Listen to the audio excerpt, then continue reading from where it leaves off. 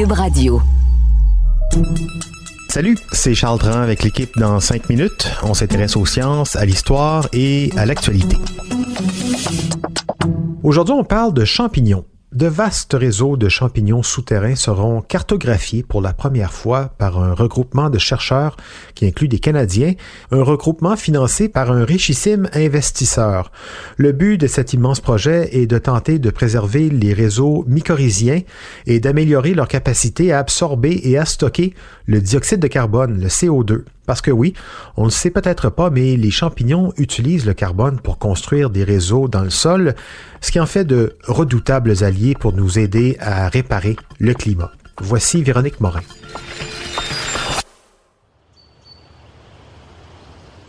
Ça a l'air de rien, mais il s'en passe des choses sous nos pieds. Des milliards de kilomètres de routes formées par les champignons, ou plus précisément par leur filamenteux mycélium souterrain ramifié, qui transportent le carbone en échange de nutriments, phosphore et azote, pour nourrir les plantes et les arbres. Parce que même s'ils ne sont pas toujours visibles, les champignons sont pourtant bien là, à longueur d'année, bien implantés sous la terre et très actifs, en train de faire des tractations hyper importantes avec nos amis les plantes.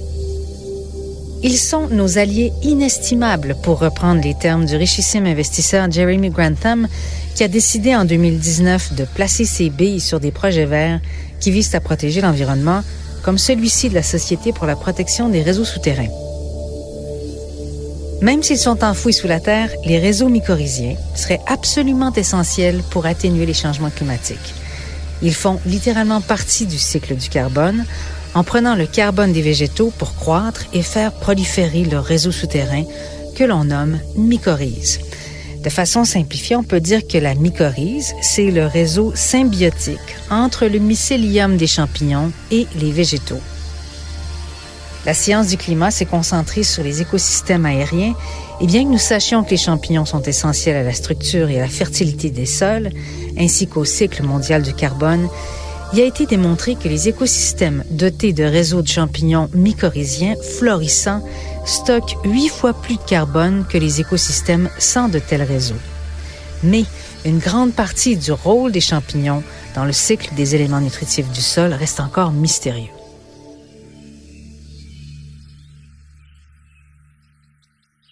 Et donc, à la fin novembre, M. Grantham a donné quelques millions de dollars à une équipe de scientifiques, membres de cette Société pour la protection des réseaux souterrains, qui a dévoilé ses plans pour cartographier, pour la première fois, les immenses réseaux souterrains de champignons du monde.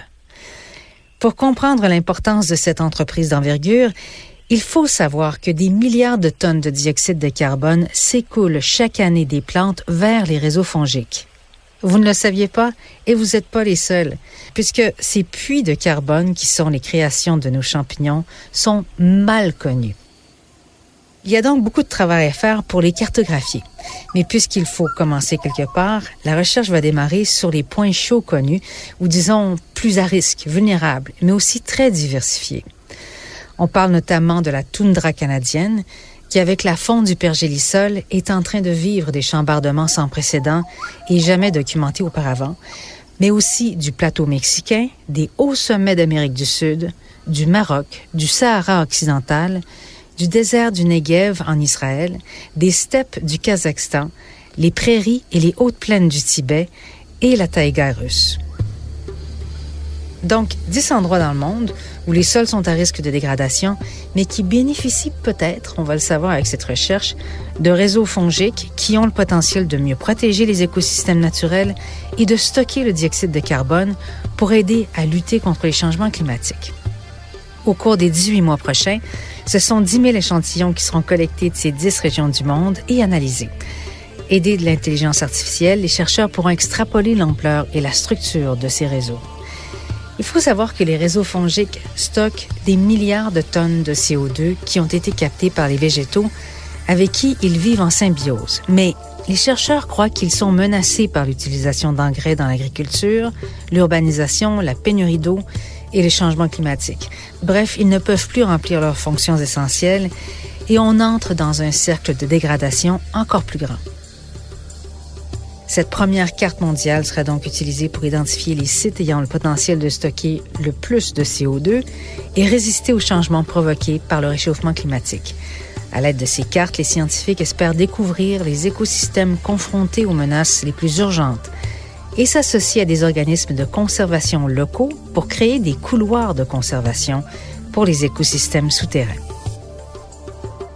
Ouais, retenez bien ce nom, SPUN, Society for the Protection of Underground Networks, SPUN, S-P-U-N, en travaillant pour cartographier et exploiter cette ressource menacée, mais néanmoins vitale pour la vie sur Terre, les écosystèmes souterrains.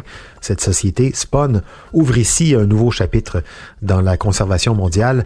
Merci Véronique Morin. C'était en 5 minutes.